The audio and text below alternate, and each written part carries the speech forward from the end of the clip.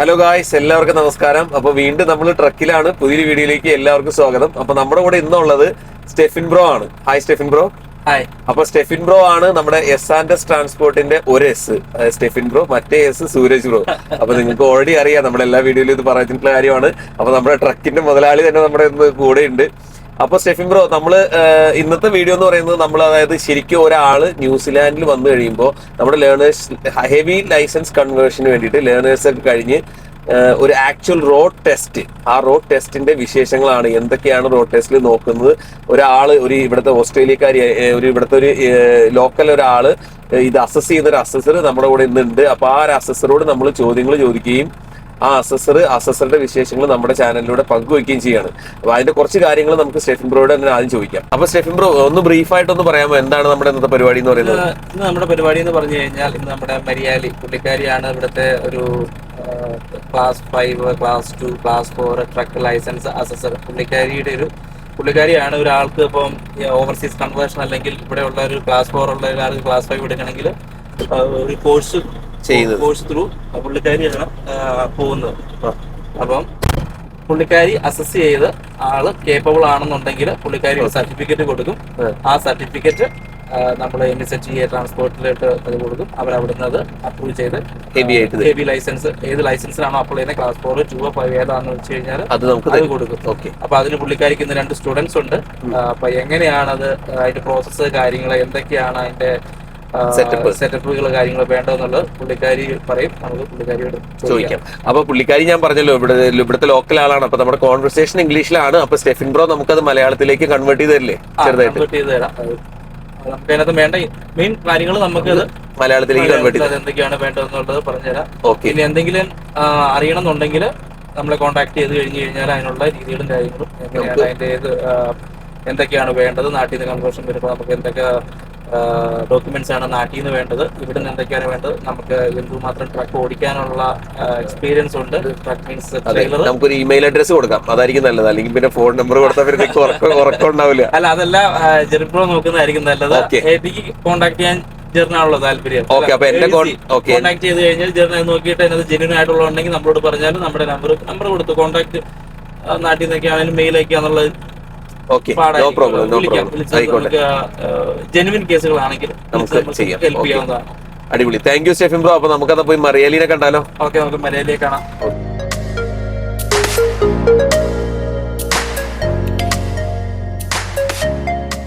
അപ്പൊ നമ്മുടെ എസ് ട്രക്കിലാണ് കേട്ടോ അപ്പൊ നമ്മളിരിക്കുന്നത്. അപ്പൊ നമ്മളോട് സ്റ്റെഫിൻ ബ്രോ ഉണ്ട്, അപ്പൊ നമ്മളോട് മലയാളിയും ഉണ്ട്. അപ്പൊ മലയാളിയാണ് ഇന്ന് നമുക്ക് ഹെവി ഡ്രൈവിംഗ് ലൈസൻസ് ടെസ്റ്റിന്റെ അസസറാണ് പുള്ളിക്കാരി.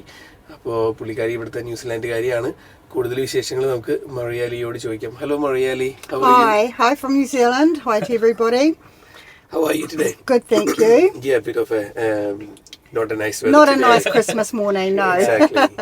അപ്പോൾ നമ്മൾ ഇന്ന് വീഡിയോ എടുക്കുന്നത് ക്രിസ്മസിന്റെ അന്ന് മോർണിംഗിലാണ്. അപ്പോൾ Maria, would you like to introduce yourself to our community, please? Sure. Well, my name's Maria Lee. I've been a driver trainer for over 17 years now. I train from class 2 to 4 and 5. I also do machinery licenses as well. I started out training at a polytech, at a school, a driver training school that we had, and we used to have about 18 students that will come through, and that's where I started. Most of my heavy vehicle license driving is big trucks in Australia, so I've got my MC license, which is multi-combination. And for those of you that don't know, our licenses in New Zealand transfer over to Australia up to HC, which is heavy combination, which is a semi-trailer, which we are in today. That's good. So yeah, I've been doing it a long time. I sometimes jump back into industry to drive to keep current as our trucks change. We've got different ABS systems and things that we didn't have in some of the old school trucks. Yep. And so it's important that we keep current as a trainer because things change all the time. So I'm here today on Christmas morning. I've got 2 students coming in, 2 of my Indian students coming in to do their class 5 overseas conversion. Yep. And we're doing the driving component of that this morning. That's great. Thank you. Good to have you on board. Thank you. No problem. അപ്പൊ സ്റ്റെഫിൻ ബ്രോയോട് നമുക്ക് ചോദിക്കാം. Stephin bro ചെറുതായിട്ടൊന്ന് മലയാളത്തിലേക്ക് ഒന്ന് പറയാമോ, എന്താണ് ഇപ്പൊ നമുക്ക് ഇന്നത്തെ പരിപാടി? ഇന്നത്തെ നമ്മുടെ പരിപാടി എന്ന് പറഞ്ഞു കഴിഞ്ഞാൽ 2 സ്റ്റുഡൻസ് ഓവർസീസ് കൺവേർഷൻ ലൈസൻസിന് വരുന്നുണ്ട് ക്ലാസ് 5 എടുക്കാൻ. അപ്പം മഴയലിയാണത്, ഓതറൈസ്ഡ് പേഴ്സണാണ് സർട്ടിഫൈ ചെയ്യാൻ. പുള്ളിക്കാരി സർട്ടിഫൈ ചെയ്ത് കഴിഞ്ഞാൽ ഇത് NSTAയുടെ ഏജൻസിയിലോട്ട് കൊടുക്കും. അവരവിടുന്ന് വരുന്ന അവർക്ക് ഫുൾ ലൈസൻസ് കൊടുക്കും. അവർക്കിപ്പോൾ ഓൾറെഡി ക്ലാസ് 5 ലേണേഴ്സ് ആണുള്ളത്. അതിൻ്റെ പ്രാക്ടിക്കൽ ടെസ്റ്റിനാണ് അവർ വരുന്നത്. അപ്പോൾ പുള്ളിക്കാരിനെ കുറിച്ച് പറഞ്ഞു. പുള്ളിക്കാരി 17 years ആയിട്ട് ഈ ഡ്രൈവർ ട്രെയിനർ അസസർ ഈ ഫീൽഡിലുണ്ട്. ഈ പുള്ളിക്കാരിയാണ് തീരുമാനിക്കുന്നത് എങ്ങനെയാണ് അവർ ഡ്രൈവ് ചെയ്യുന്നത്. അവർ ഡ്രൈവ് ചെയ്യാൻ ന്യൂസിലാൻഡിൻ്റെ ഡ്രൈവിംഗ് ലൈസൻസ് വെച്ച് മീൻസ് റൂൾസ് ആൻഡ് റെഗുലേഷൻസ് വെച്ചെല്ലാം ഓടിച്ച് ഈ പുള്ളിക്കാരിനെ കാണിക്കണം. ഈ പുള്ളിക്കാരി ഒരു സർട്ടിഫിക്കറ്റ് കൊടുക്കും. അതായത് മലയാളി സാറ്റിസ്ഫൈഡ് ആയി കഴിഞ്ഞ് കഴിഞ്ഞാൽ നമുക്കിവിടെ ലൈസൻസ്. അതെ. അതായത് ഇപ്പൊ നമ്മുടെ നാട്ടിലൊക്കെ ലൈസൻസ് കൺവേർട്ട് ചെയ്യുന്ന നമ്മുടെ ഡ്രൈവിംഗ് സ്കൂളിൽ പോയിട്ട് ഡ്രൈവിംഗ് എടുക്കുന്ന ഏറെക്കുറെ അതേ രീതിയിൽ ഇവിടുത്തെ ആ റൂൾസ് നമ്മൾ ചെയ്യണം. ഓക്കെ. അപ്പം അതായത് ഇപ്പൊ നമ്മുടെ നാട്ടിൽ നിന്ന് ആരെങ്കിലും ന്യൂസിലാൻഡിലേക്ക് ഹെവി ലൈസൻസ് ആയിട്ടൊക്കെ വരികയാണ്, അല്ലെങ്കിൽ ന്യൂസിലാൻഡിൽ ഇപ്പൊ നിലവിലുള്ള ഒരു ഹെവി ലൈസൻസ് കൺവേർട്ട് ചെയ്യുകയാണെങ്കിൽ ഈ ഒരു പ്രോസസ് ചെയ്യണം. ഇതിനു മുമ്പ് കുറച്ച് പ്രോസസ്സ് ഉണ്ട്. അതായത് കുറച്ച് വർക്ക് ബുക്സ് ഒക്കെ നമുക്ക് ഫില്ല് ചെയ്യാനുണ്ട്. ഒരു 1 day ഹോൾ പ്രോസസ്സാണ്. 1 to 2 days depends the students. അപ്പോൾ അതിനൊരു എക്സസൈസ് ബുക്സ് അതിന്റെ കോപ്പി പിന്നീട് കാണിക്കാം. അത് മലയാളിയുടെ കയ്യിലുണ്ട്. അത് ചെയ്ത് കഴിഞ്ഞ് ഇതിന്റെ സെക്കൻഡ് പാർട്ടാണിത്. അത് ചെയ്ത് കഴിഞ്ഞിട്ടാണ് നമ്മൾ ഇത് പ്രാക്ടിക്കൽ റോഡ് ടെസ്റ്റ് അതെ അതിലേക്ക് വരുന്നത്. Okay. So thanks Stephen for the narration and translation. So Malayali, what are the components of the test today? What are we actually doing? If you could please explain that in a simple term, that would be great. Sure. So this is the practical component of it. It does include some driver training. So if the client comes over and they only had small amount of experience in India, they come here and I actually will top up that experience, or I will talk about engine braking, about how to change gears and work within the rev range to protect the engine and the transmission. So it's my role to oversee that they can drive the vehicle safely. And as soon as they jump in the truck, I can tell how much experience they've had just by where they're looking, how they're feeling in the truck, whether they're comfortable or not. Of course, everybody gets nervous when they have a test. So I don't do it so strict that I won't help you throughout the test, because it's just my goal to actually make sure that you've got the skills, not to try and pull it off on a test 1 hour. I don't like it like that. It makes everyone very nervous. So I will instruct constantly until you're doing it right. So you reassure them, right? Absolutely. And if I can see they don't know it, I will give them the information. So everyone's different. Some will come over here with lots of experience, and some will be, I just got my class 4, I really don't have truck and trailer experience, which I'm starting to notice. Awesome. So there are a few things that I have to correct regularly. Engine brakes, rev range, and working with the transmission and the clutch, and those are something that seem to come up constantly with my overseas conversion clients at times. And so it's really good that we're able to share this, because once someone knows about it, then they can share it, and it will make you a much better driver, and the truck will be happy. Definitely. So Stephen bro, could you please briefly translate that to our viewers, please? പുള്ളിക്കാരി പറഞ്ഞെന്താന്ന് വെച്ച് കഴിഞ്ഞാൽ ഒത്തിരി drivers വരുന്നുണ്ട്. ചിലർക്ക് ഒത്തിരി experience ഉണ്ടാവും, ചിലർക്ക് അത്രയും എക്സ്പീരിയൻസ് ഉണ്ടാകത്തില്ല. പക്ഷെ എന്തായാലും ട്രക്ക് ഓടിക്കാൻ അറിയാവുന്നവരാണ് വരുന്നത്. നന്നായിട്ട് അത്യാവശ്യം ഓടിക്കുന്നവരാണ് വരുന്നത്, ട്രക്കും ട്രെയിലർ ഓടിക്കുന്നവരാണ് വരുന്നത്. അപ്പം മെയിനായിട്ട് പുള്ളിക്കാരി അവരെ ഒന്ന് പോളിഷ്, അതായത് ഒന്ന് എന്നാ പറയുന്നത്, ഒന്ന് ഹെൽപ്പ് ചെയ്ത് ഒന്ന് സപ്പോർട്ട് ചെയ്ത് എങ്ങനെയാണ് ഇത് ഇമ്പ്രൂവ് ചെയ്യാം എന്നുള്ളതാണ് മെയിനായിട്ട് നോക്കുന്നത്. വളരെ സ്ട്രിക്റ്റ് അല്ലാന്നല്ല പറഞ്ഞാൽ, അതായത് പുള്ളിക്കാരി അങ്ങനെ ആൾക്കാരെ കംഫർട്ടബിൾ ആക്കുന്നുണ്ട്. അതായത് നമ്മളിപ്പോൾ ഒരു ടെസ്റ്റിന് ചെന്ന് കഴിഞ്ഞാൽ ചിലപ്പോൾ നമ്മൾ പെട്ടെന്ന് പേടിച്ചയ്യോ നമുക്ക് അങ്ങനെ ഒരു, അപ്പോൾ അന്നേരം മിസ്റ്റേക്ക് ഉണ്ടാക്കാനുള്ള ചാൻസ് ഉണ്ട്. അപ്പം പുള്ളിക്കാരി വളരെ കൂളായിട്ട് ആണ് അവരോട് ഇടപെടുന്നത്. അതെ തന്നെ, ഒരു ഫ്രണ്ട്ലി നേച്ചറായിട്ട്. അപ്പോൾ അവരും കുറച്ച് ഡ്രൈവ് ചെയ്യുമ്പോൾ ഒരു കംഫർട്ടാണ്. അപ്പോൾ അതാണ് പുള്ളിക്കാരി ഉദ്ദേശിച്ച് ഞാനങ്ങനെ അതുപോലെ തന്നെ എങ്ങനെയാണ് എൻജിൻ ബ്രേക്ക് യൂസ് ചെയ്യുന്നത്. നമ്മുടെ ഇവിടുത്തെ വണ്ടികൾക്കൊക്കെ ഉള്ളൊരു സംഭവമാണ്. അതിനകത്തൊരു എൻജിൻ ബ്രേക്ക് റിട്രാക്ടർ എന്ന് പറഞ്ഞൊരു സിസ്റ്റം ഉണ്ട്. അതായത് നമ്മൾ വണ്ടി ഫുഡ് ബ്രേക്ക് വേണ്ട, കൈകൊണ്ട് അത് യൂസ് ചെയ്യണം, വണ്ടിക്ക് നല്ലതാണ്. ഓക്കെ. ഓട്ടോമാറ്റിക്കായിട്ട് വണ്ടി അതിൻ്റെ ആ ഹീറ്റും കാര്യങ്ങളൊക്കെ സെറ്റ് ചെയ്ത് വണ്ടിക്ക് നല്ലതാണ്. Rev range is important, obviously in an automatic, but the rev range that you keep the truck in when you're changing gears is super important. Okay, and the other thing that's really important is the transmission when you're changing gears to come off the clutch in between, and to use the gears to slow the vehicle down, not just the foot brake. So the tachometer is here, so the happy rev range of the truck is between 1,000 and 1,500. If it starts to come up too high or in the really high, then what will happen is you will damage the engine. And so these vehicles here, you can change gear down, and so automatic, just because it's automatic, you can change the gear down to actually slow the truck down. You don't just have to wait for the truck to automatically slow down. However, if you put it into manual, you must make sure that you change gear within the rev range. Okay, so once it hits 15, change. Once it hits 15, change, or down. When it's down to 1,000, we do not want it coming right up here. That will wreck the engine. പറഞ്ഞത് എന്താണെന്ന് വെച്ച് കഴിഞ്ഞാൽ RPM അത് ഒത്തിരി high ആകാണ്ട് ആ ഒരു ഗ്രീനിൽ maintain ചെയ്തുകൊണ്ട് പോകണം. വണ്ടിക്കും നല്ലതാണ്, വണ്ടിയുടെ എഞ്ചിനൊക്കെ നല്ലതാണ്. അതുപോലെ ഓവർ ഹീറ്റ് ആയിട്ടുള്ള കംപ്ലയിൻസും കാര്യങ്ങളൊക്കെ ഇത് ഫുള്ളി കമ്പ്യൂട്ടറൈസ്ഡ് സിസ്റ്റമാണ്. അപ്പോൾ അതെല്ലാം അതിൻ്റെ കറക്റ്റ് ലെവലിൽ ഓടിച്ചില്ലെങ്കിൽ ചെറിയൊരു സെൻസർ പ്രോബ്ലം വന്നു കഴിഞ്ഞാൽ അത് മൊത്തത്തിൽ തന്നെ നമ്മളെ എഫക്റ്റ് ചെയ്യും. അപ്പം അതെല്ലാം വെച്ചിട്ടാണ് പുള്ളിക്കാരി നമ്മളെ പഠിപ്പിക്കുന്നത്. ജസ്റ്റ് ഒരു ട്രക്ക് ഓടിച്ച് കാണിക്കുമല്ല, അതിനകത്ത് എല്ലാ കാര്യങ്ങളും നമ്മളെ പുള്ളിക്കാരി ഇത് ഒരു 2 to 3 hours എടുക്കും. ഒരു കാര്യം, പിന്നെ ഈ പുള്ളിക്കാരുടെ എക്സ്പീരിയൻസ് വെച്ച് പുള്ളിക്കാരിക്ക് ഒരാൾ ഡ്രൈവർ സീറ്റിൽ കയറി ഇരിക്കുമ്പോൾ തന്നെ ഒരു 5 minutes കൊണ്ട് മനസ്സിലാവും എന്തോരം കേപ്പബിൾ ആയിട്ടുള്ള ഒരാളാണെന്നാണ്. അപ്പോൾ തന്നെ പുള്ളിക്കാരിക്ക് മനസ്സിലാവും എങ്ങനെയാണെന്നുള്ളത്. പിന്നെ അതനുസരിച്ച് പുള്ളിക്കാരി അവരോടത് ബാക്കി കാര്യങ്ങൾ ചോദിച്ച് മനസ്സിലാക്കും. കാരണം അത്ര പുള്ളിക്കാരുടെ എക്സ്പീരിയൻസ് വെച്ചിട്ട് 17 years experience, right? 17 years experience വെച്ച് ഒരാൾ വണ്ടി എങ്ങനെ ഓടിക്കും എന്നുള്ളത് 17 വെച്ച് പുള്ളിക്കാരിക്ക് മനസ്സിലാകും. അതനുസരിച്ച് ആ കണ്ടീഷൻ അനുസരിച്ച് പുള്ളിക്കാരി അത് അവരെ പറഞ്ഞ് ഇൻ കേസ് നന്നായിട്ട് ചെയ്തില്ലെങ്കിൽ വീണ്ടും വരേണ്ടി വരും. ട്രെയിനിങ് കൂടെ ഉണ്ട്. അതായത് പുള്ളിക്കാരി ഹാപ്പി അല്ല എന്നുണ്ടെങ്കിൽ നമ്മൾ, അതായത് യൂഷ്വലി ഒരു ട്രക്ക് ഓടിക്കുന്ന ഒരാളെ സംബന്ധിച്ച്, ട്രക്ക് ഡ്രൈവർ ഓടിക്കുന്ന ആളെ സംബന്ധിച്ച് അത്ര പ്രശ്നമുള്ള കാര്യമല്ല. പെട്ടെന്ന് വരുന്ന ഒരാളെ സംബന്ധിച്ച് അത് ടൈം എടുക്കും. അതായത് ഇത് നമ്മുടെ ഒരു പ്രൊഫഷനാണ്. അപ്പോൾ അതിൻ്റെ ഒരു ഇത് വേണം.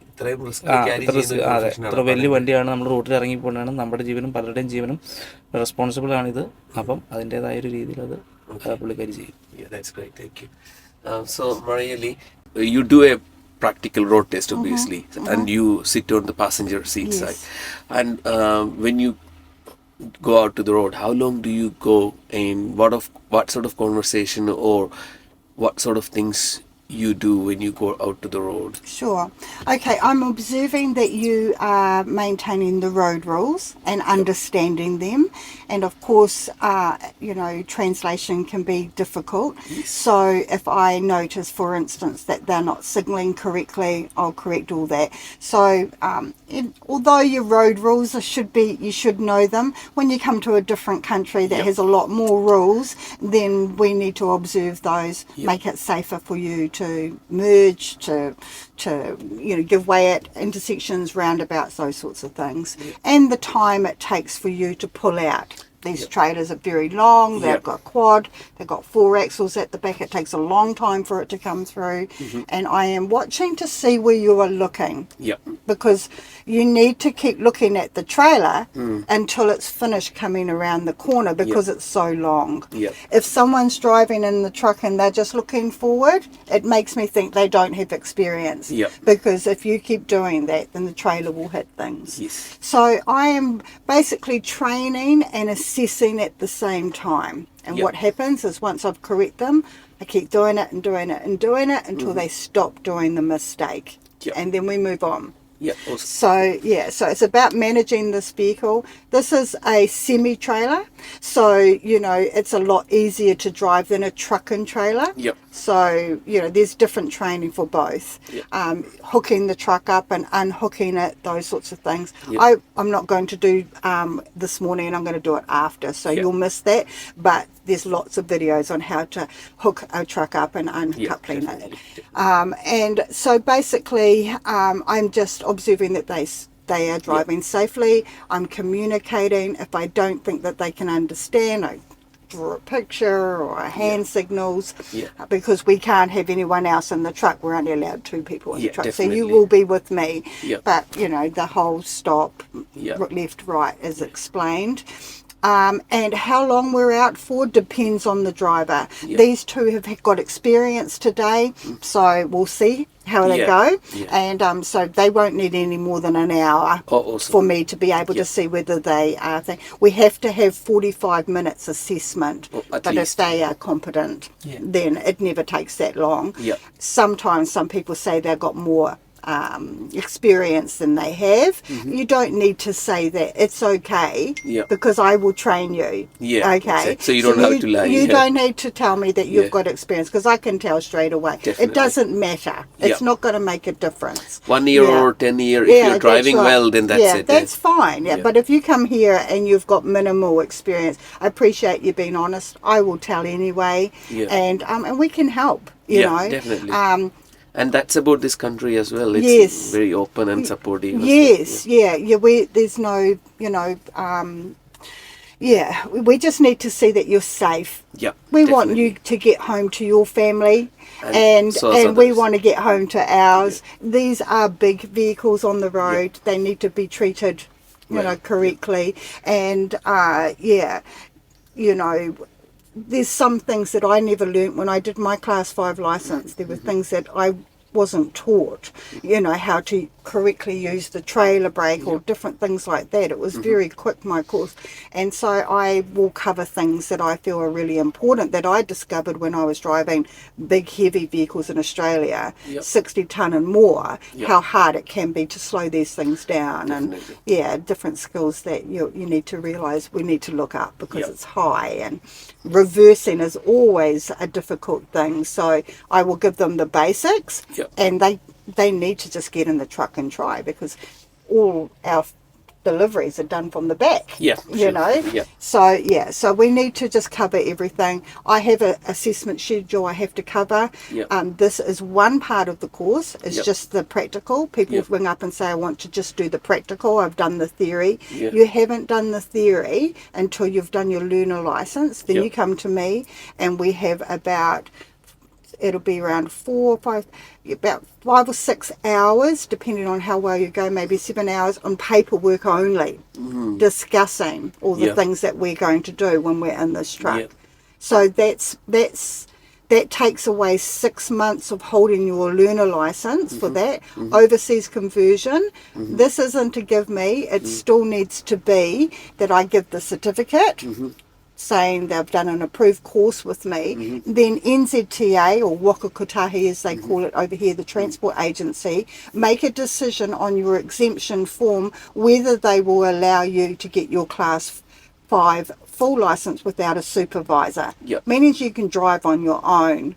If they're not happy with that, or if you didn't pass your licence within 2 goes, you most likely might get declined. So I strongly suggest that you study your Class 5 learner license questions over and over again. You're only allowed to get 2 wrong. There's 35 questions. So you must do that, because that helps when you come to me. That means that my certificate will be accepted. But if you took 3 or 4 times to pass that because you weren't ready, then they will decline it, and you wasted your money with me. Okay, so that's really important. Thank you. So we'll go to Stephen Bro. ഒത്തിരി information ആണ്. Short ആക്കിയിട്ടൊന്ന് പറയാമോ? എന്താണ് short ആക്കിയിട്ട് പറഞ്ഞു കഴിഞ്ഞാൽ, അതിനകത്ത് പെട്ടെന്ന് നമുക്ക് ക്യാച്ച് ചെയ്ത സംഭവം, നമ്മൾ ഓവർസീസ് കൺവേർഷൻ വരുമ്പോൾ ഫസ്റ്റ് നമ്മൾ ലേണേഴ്സ് ലൈസൻസ് എടുക്കണം. അതിൻ്റെ 35 ക്വസ്റ്റ്യൻ ആണ് വരുന്നത്. 35 ക്വസ്റ്റ്യനിൽ 33 ക്വസ്റ്റ്യൻ കറക്റ്റ് ആയിരിക്കണം. അത് ഫസ്റ്റ് അല്ലെങ്കിൽ സെക്കൻഡ് അറ്റംപ്റ്റിൽ എടുത്താൽ വളരെ നല്ലതാണ്. ഒരു 4 or 5 അതിന് മുകളിലോട്ട് പോയി കഴിഞ്ഞാൽ അവർക്ക് തന്നെ ഒരു ഡൗട്ട് ഉണ്ട്. അതായത് ഇവൻ കറക്റ്റായിട്ട് റോഡ് റൂൾസും കാര്യങ്ങളും എല്ലാം അറിയാം. ബിക്കോസ് നമ്മൾ ഇത്രയും വലിയ വണ്ടിയാണ് ഓടിക്കുന്നത്. അപ്പം ഈ റോഡ് റൂൾസ് അറിഞ്ഞു കഴിഞ്ഞാൽ നമുക്ക് ഈ വണ്ടി ഓടിക്കാൻ പറ്റും. ഇവിടെ എല്ലാ റൂൾസ് ആൻഡ് റെഗുലേഷൻ വെച്ചാണല്ലോ. അപ്പം ഇതിൽ ഇവൻ ഫെയിൽ ആയി കഴിഞ്ഞാൽ ഇവൻ എത്രമാത്രം ഇവന് ഇതിനെക്കുറിച്ച് അറിയാമെന്നുള്ളത് അവർക്കൊരു ഡൗട്ടുള്ള കാരണമുണ്ട്. റീസെൻ്റ്ലി എനിക്കറിയാവുന്ന ഒരാൾക്ക് സംഭവിച്ചിട്ടുണ്ട് ഇവിടെ. അതായത് പുള്ളി 9 പ്രാവശ്യം 8 to 9 ടൈംസ് എഴുതി. കുറച്ച് ലാംഗ്വേജ് പ്രോബ്ലം ഉള്ള ആളായിരുന്നു. അപ്പം അവർ ഡിക്ലൈൻ ചെയ്തു, ലൈസൻസ് കൊടുത്തില്ല. ഈ കോഴ്സ് വഴി കൊടുത്തില്ല, കോഴ്സ് പാസ്സായിട്ടും ലൈസൻസ് കൊടുത്തില്ല. ഈ കോഴ്സ് പാസ്സായി കഴിഞ്ഞ് നമ്മളൊരു അസസ്മെന്റ് അല്ല, application what we need exemption apply ചെയ്യണം NSET. അപ്പോൾ അവരാണ് പിന്നെ തീരുമാനിക്കുന്നത്. അവരാണ് അതൊരു മോസ്റ്റ് പ്രോബബ്ലി 99% ഒരു പ്രശ്നം ഉണ്ടാകാറില്ല. ആർക്ക് ട്രക്ക് ഓടിക്കാൻ അറിയാമെങ്കിലും ഈ ലേണേഴ്സ് ഒരു മാക്സിമം ഒരു 3 അല്ല 3 ടൈമിൽ എങ്കിലും നമ്മൾ പാസ്സാണ്. മാക്സിമം ഒരു 4 ടൈംസ്. അതിന് മുകളിലോട്ട് പോയി കഴിഞ്ഞാൽ പിന്നെ അതെ ഡിക്ലൈൻ ചെയ്യാനുള്ള ചാൻസ് കൂടുതലാണ്. കാരണം ഇവർക്ക് അറിയാം. കാരണം ഒന്നാമത് നമ്മൾ നാട്ടിൽ നിന്ന് വരുന്നതാണ്, അല്ലെങ്കിൽ ഇവിടെ അധികം എക്സ്പീരിയൻസ് ഇല്ലാത്തവരെ സംബന്ധിച്ച് ഈ റൂൾസാണ് മെയിൻ. ഇവരെ സംബന്ധിച്ച് ഇവരെല്ലാം റൂളാണ് മെയിനായിട്ട്. അപ്പോൾ അത് എത്രമാത്രം ഇവർക്ക് അറിയാമെന്നുള്ളത് അവരത് നോക്കും. കാരണം അതൊരു വളരെ ഒരു ഇമ്പോർട്ടൻ്റ് ആയ ഒരു ഫാക്ടറാണ്. Just one last question, Malayali. So, if someone comes from India, they would obviously like to, and if they are in New Zealand, they would like to know how much you charge for this process, and how do you supply trucks? If I, like, say for instance, if I am here to convert my license, if I contact you, how much would I have to pay, and how do I or you help me to get a truck to do the test? Okay, well, that's where Stefan comes in. He's kindly offered me to be able to utilise his vehicles. So I don't have our own Class 5 truck. I have to lease them. And I lease Class 4 and 5. We have Class 2. We own our own Class 2. But because we don't do as many 4 and 5 licenses, it's not viable to have a truck. So we always lease a vehicle, which means that when we turn up, we don't know what we've got. That's why it's important to check it. So in regard to costings, so basically we charge $18.50 for overseas conversion, which is very competitive towards other things. Everybody else is $2,000 up. And we, if it's not an overseas conversion and you got your Class 4 here and you did an approved course like that with me, then it will be $1,700. Yeah. So you provide course as well for someone who is new. So when yes, that's right. And so, but you need to know that I can't have these trucks for hours and hours. So the course is very long. I try and condense it. I don't have big courses. Because often with the language barrier, if you can't speak English, that's okay. You just need to bring someone along to support you. So we can talk about the information so I know you understand it. So if for some reason you do not pass the test, then that, which doesn't happen very often, we will need to get the truck again. So that's expensive. That's when it starts to add up, because I've got to pay for the lease of the truck. All right. So you won't be charged $18.50 again, but you will be charged around about $1,000. So it's important that we make sure that you can drive when you come here. One person, for example, rang me and says that her husband has not very much experience, but he can drive in a straight line. That just was warning bells for me, because he has a Class 5 license but no experience. I don't mind. I could make a lot of money but I don't want to waste people's money. Okay. Exactly. So it's important that if you're coming over, you don't need to be perfect at driving. I can help that, but we need to have some experience, especially when you get to this stage of license. This is Class 5. Totally different story, all right? But your Class 2 and Class 4 experience on where to look and how to manage the vehicle transfers to this, so I can just top it up. Awesome. Okay. Thank you very much. So Stephin bro, അപ്പോൾ നമ്മൾ ചോദിച്ചതെന്ന് പറഞ്ഞാൽ ഇത് ഏകദേശം എത്ര രൂപ വരും, അതേപോലെ തന്നെ നമുക്ക് എങ്ങനെയാണ് ട്രക്ക് കിട്ടുന്നത്, അത് എൻ്റെ അടുത്ത് ഒത്തിരി ആൾക്കാർ ചോദിക്കാറുള്ള ഒരു കാര്യം തന്നെയാണ്. ഈ കോഴ്സിന് ഇതൊരു 2 days കോഴ്സാണ്. ഒന്ന് തിയറി ഉണ്ട്, ഒരു ദിവസം full 1 to 2 days depends. Language problem ഉള്ളവർക്കാണെങ്കിൽ അത് കുറച്ചുകൂടെ ടൈം എടുക്കും. കാരണം നമ്മൾ ട്രാൻസ്ലേറ്റ് ചെയ്യണം, അത് നമ്മൾ റൈറ്റ് ചെയ്യണം. ആ റൈറ്റ് ചെയ്യുന്ന ബുക്ക് ഞാൻ കാണിച്ചു തരാം. അത് ഒത്തിരി ഉണ്ട്, 2 ബുക്കുണ്ട്, 2 ബുക്കുണ്ട്. 6 മണിക്കൂർ വേണം പറഞ്ഞു. അതിലും അപ്പം ലാംഗ്വേജ് പ്രോബ്ലം ഉള്ള ഒരാളെ സംബന്ധിച്ച് അത് കുറച്ചുകൂടെ കൂടും. 6 എന്നുള്ളത് ഒരു 8. അപ്പോൾ അത് ഡിപ്പെൻസ് 1 to 2 days മാക്സിമം, അല്ല 1.5 days. Plus theory, practical test. അതിന് പുള്ളിക്കാരി ചാർജ് ചെയ്യുന്ന ഓവർസീസ് കൺവേർഷൻ 1850.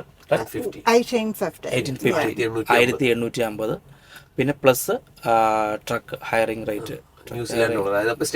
ട്രക്ക് കൊടുക്കും. അതാണ് ആൾക്കാർക്ക് അറിയേണ്ടത്, എങ്ങനെ ട്രക്ക് കിട്ടുന്നത്.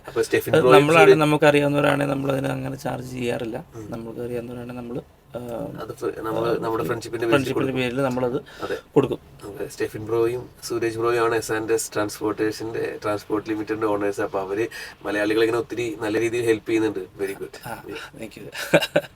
അപ്പം അങ്ങനെയാണ് നമ്മളതിന് ചെയ്യാറില്ല. ഡിപ്പെൻസ്. ഇപ്പോൾ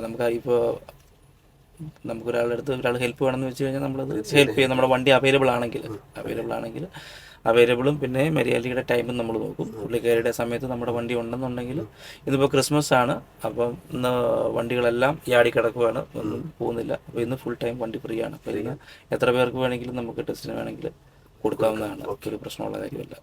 Yeah, that's great. I think that's all, Malayali. Thank you very much for your time. I know it's Christmas Day and you have your clients waiting, and spending almost half an hour with us is hugely appreciated. You're welcome. I think it will be a great source of information for our people who would like to convert their license into New Zealand. Yeah, sure. And obviously, after doing some of my initial videos, I have been getting a lot of inquiries from people that want to convert their license, and you have answered most of their questions, not my questions actually. That's great. So thank you very much. You're welcome. And I'll just add to that, we don't advertise, so it's just word of mouth. So the only way that you will find me would be either through you guys or through someone you might know.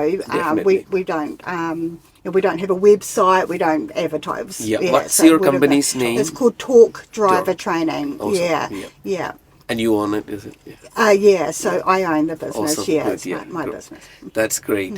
അപ്പോൾ പുള്ളിക്കാരി പറഞ്ഞത് പുള്ളിക്കാരിക്ക് advertisement ഇല്ല. ഒന്നെങ്കിൽ ജെറിൻ ബ്രോയിൽ കൂടി എന്നെ സമീപിച്ചാൽ മതിയാവും നമുക്ക് ലൈസൻസ് എടുക്കണമെങ്കിൽ. അത് പറയുമ്പോൾ ശ്രദ്ധിക്കണം, നാട്ടിൽ നിന്ന് പിന്നെ മൊത്തം കുളരിക്കും. എങ്ങനെയുള്ള ആളുകളാണ് മെയിൻ ആയിട്ട് വരാൻ താല്പര്യമുള്ളവർ, അല്ലെങ്കിൽ ഓൾറെഡി ഇവിടെ ഉള്ളവർ.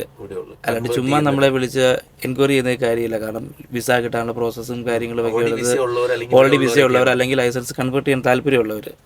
എനിക്ക് തോന്നുന്ന ജെറിൻ ബ്രോയുടെ ആയിരിക്കും എല്ലാവർക്കും കൂടുതൽ കോൺടാക്റ്റ് ഉള്ളത്. ജെറിൻ ബ്രോയെ വിളിച്ചു കഴിഞ്ഞാൽ എൻ്റെ അടുത്ത് വന്നു കഴിഞ്ഞാൽ, ഫിൽറ്റർ ചെയ്ത് എൻ്റെ അടുത്ത് വന്നു കഴിഞ്ഞാൽ നമുക്ക് പുള്ളിക്കായിട്ട് സംസാരിച്ച് നമുക്കത് ഡേറ്റ് കാര്യങ്ങളെല്ലാം ഫിക്സ് ചെയ്യുന്നതാണ്. Bro, thank you very much. വലിയൊരു താങ്ക്സ് പറയേണ്ടത് S&S ട്രാൻസ്പോർട്ടിനോടാണ് കേട്ടോ. സൂര്യചേട്ടനും സ്റ്റെഫിൻ ബ്രോയും ആണ് നമുക്ക് നമ്മുടെ വീഡിയോസ് എല്ലാം ഹെൽപ്പ് ചെയ്യാനൊക്കെ നമ്മളെ സഹായിക്കുന്നത്. പക്ക ഒരു ഇൻഫോർമേറ്റീവ് വീഡിയോ ആണ്. നമ്മുടെ ഡ്രൈവേഴ്സ് ഒത്തിരി മലയാളികളുണ്ട്. നമുക്ക് ഒത്തിരി കോളുകൾ വരുന്നുണ്ട്. നമുക്കെല്ലാം ആൻസർ ചെയ്യാനും ചിലപ്പോൾ പറ്റാറില്ല. ചിലപ്പോൾ ജസ്റ്റ് എൻക്വയറി ഒക്കെയാണ് വരുന്നത്. എന്തായാലും നല്ലൊരു ഇൻഫോർമേറ്റീവ് വീഡിയോ ആണ്. എന്തായാലും well done Jerin. Thank you very much. So Merry Christmas to you. Merry Christmas. Thank you. ഇതാണ് നമ്മൾ അസസർ എഴുതേണ്ട ഒരു ബുക്കല്ലേ. മൊത്തത്തിൻ്റെ അകത്ത് ഇതേപോലെ ഇൻഫർമേഷൻ നമ്മൾ എഴുതി ഈ ടെസ്റ്റിനും വരുന്നതിന് മുമ്പ് നമ്മളിത് ഫുൾ ചെയ്തിട്ട് വരണം അല്ലേ. ഇനി ഇത് കുറച്ചുകൂടെ ഫില്ല് ചെയ്യാനുണ്ട്. ഇതിൻ്റെ ലോഗ് ബുക്ക് കാര്യങ്ങൾ, വണ്ടി ട്രെയിലറിൻ്റെ ഇതൊക്കെ. ഓക്കെ, കുറച്ച് കാര്യങ്ങളൊക്കെ ഉണ്ട്. താങ്ക് യു മറിയലി. ഇപ്പോൾ 3 പേരുണ്ടല്ലേ, 3 ഹിന്ദിക്കാർ പയ്യന്മാർ ടെസ്റ്റിന് വേണ്ടിയിട്ട് പോകുന്നതാണ്. അപ്പോൾ മറിയലി പോകുന്നതിന് മുമ്പ് അവർക്കിത് ഫുള്ളൊക്കെ ഒന്ന് എക്സ്പ്ലെയിൻ ചെയ്ത് കൊടുത്തിട്ട് അവരെ ടെസ്റ്റിന് കൊണ്ടുപോകും പുള്ളിക്കാരി.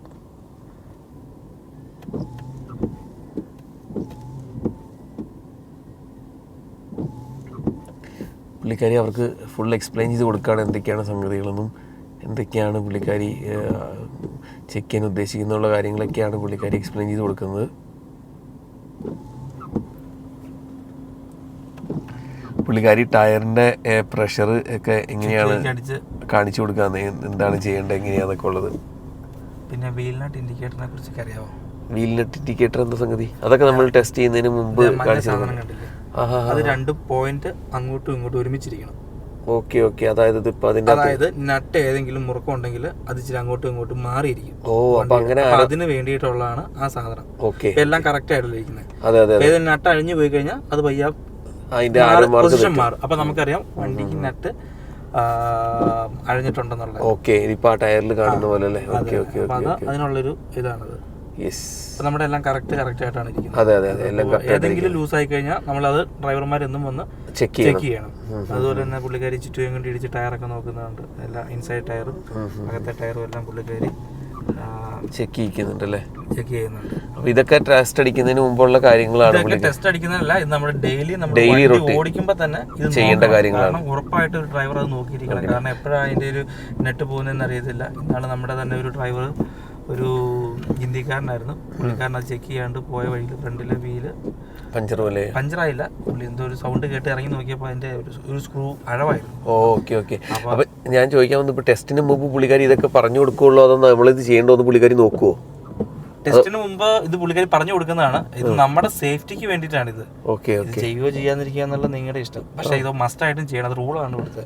അത് നമുക്കൊരു ബുക്ക് ഉണ്ട്. അത് ട്രക്കിനകത്ത് ബുക്ക് എടുപ്പുണ്ട്. ആ ബുക്കിനകത്തെല്ലാം നമ്മളിത് ടിക്ക് ചെയ്ത് വെക്കണം. നമ്മൾ എന്തൊക്കെ ചെയ്തു, പ്രീ ചെക്ക് ഇൻസ്പെക്ഷൻ എന്ന് പറഞ്ഞിട്ടൊരു സംഭവം. നമ്മള് ബ്രേക്ക് ഞെക്കി നോക്കണം. ബ്രേക്ക് ലൈറ്റ് തെളിയുന്നുണ്ടോ, സൈഡിലത്തെ ഈ മാർക്കർ ലൈറ്റുകളെല്ലാം തെളിയുന്നുണ്ടോ, ഇതൊക്കെ ഇതിനകത്ത് നോക്കണം. വണ്ടിക്കകത്ത് ഫ്യൂവൽ ഉണ്ടാവും. ഓൾമോസ്റ്റ് ആയിട്ട് നമ്മൾ എന്താ അടിക്കുന്നുണ്ട്, ചെക്ക് ചെയ്യണം ഫ്യൂവല്. പിന്നെ നമ്മുടെ വണ്ടി റെഗുലർ എല്ലാം മെക്കാനിക്സ് വന്ന് ചെയ്യുന്നതാണ്. അപ്പോൾ അതിൻ്റെ ഓയിലും കാര്യങ്ങളും ചെക്ക് ചെയ്യണം. അത് പക്ഷേ ഓട്ടോമാറ്റിക്കായിട്ട് ചെയ്യുന്നതാണ്. അത് ചെയ്യണം. ഈ നട്ടിൻ്റെ ഈ വീൽ നട്ട് പൊസിഷൻസ് നമ്മൾ നോക്കണം. ടയറെല്ലാം നോക്കണം. 2 ടയറുള്ള അകത്തെ ടയർ നമ്മൾ പയ്യെ ഒരു അതിൻ്റെ താഴെ ചെറിയ കമ്പി കിടപ്പുണ്ട് വണ്ടിക്കകത്ത്, അത് വെച്ച് പയ്യെ ഒന്ന് അടിച്ചു നോക്കണം.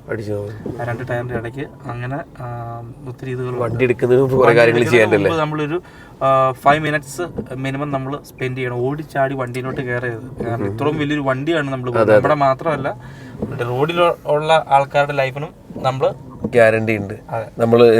റെസ്പോൺസിബിലിറ്റി. അതെ അതെ. നമ്മൾ ഓടിച്ചെന്ന് കാർ എടുക്കണ പോലെ അല്ല. കാർ എടുക്കുന്ന പോലെ അല്ല. പിന്നെ ഡോറ്, വണ്ടിയുടെ ട്രെയിലറിന്റെ 2 സൈഡ് ഡോറും ബാക്ക് ഡോറും എല്ലാം പ്രോപ്പറായിട്ട് ക്ലോസ്ഡ് ആണോ നോക്കണം. അത് തുറന്നു കഴിഞ്ഞാലും വേറെ വണ്ടിക്കിട്ട് പോയി തട്ടിക്കഴിഞ്ഞു കഴിഞ്ഞാൽ പണിയാണ്. ഇതും സംഭവിച്ചിട്ടുണ്ട് ഇവിടെ. ഡോറ് ഓടിക്കൊണ്ടിരുന്ന വണ്ടി തുറന്നു പോയിട്ടുണ്ട്. ബാഗിങ് കൊണ്ട് വണ്ടി ഒന്നും, അതൊക്കെ ഡ്രൈവറിന്റെ അശ്രദ്ധം മൂലമാണ് ഇതെല്ലാം നടന്നിട്ടുള്ളത്. ഡ്രൈവർമാരുടെ അതൊക്കെ നമ്മൾ പ്രോപ്പറായിട്ട് ചെക്ക് ചെയ്യണം. ഒരു 10 മിനിറ്റ്സ് ഇതിനു വേണ്ടി സ്പെൻഡ് ചെയ്ത് പ്രോപ്പറായിട്ട് ചെക്ക് ചെയ്തിട്ടാണ് നമ്മൾ വണ്ടി എടുക്കുകയുള്ളൂ. വൺസ് ഡോറ് തുറന്നു പോയി, ഡോറ് ഓപ്പൺ ആണെങ്കിൽ നമ്മുടെ പോലീസ് പിടിച്ചു കഴിഞ്ഞാൽ $2000 ഫൈനാണ്. പിന്നെ ലൈസൻസ് സസ്പെൻഷൻ ഉണ്ടാകാം. അത് ആ പിടിക്കുന്ന ആളുടെ ഇതുപോലെ നമ്മുടെ എന്ത് സിറ്റുവേഷനിലാണ് എന്നുള്ള ഇതിനെല്ലാം ബാധിച്ചിരിക്കും. പക്ഷെ നമ്മൾ ചെയ്യാനുള്ള കാര്യങ്ങളെല്ലാം നമ്മൾ പക്കായിട്ട് ചെയ്തിട്ട് വേണം കയറാനായിട്ടല്ലേ? അതെ. പ്രീ ചെക്ക് ഇൻസ്പെക്ഷൻ നമ്മൾ 100% നമ്മൾ എടുക്കണം.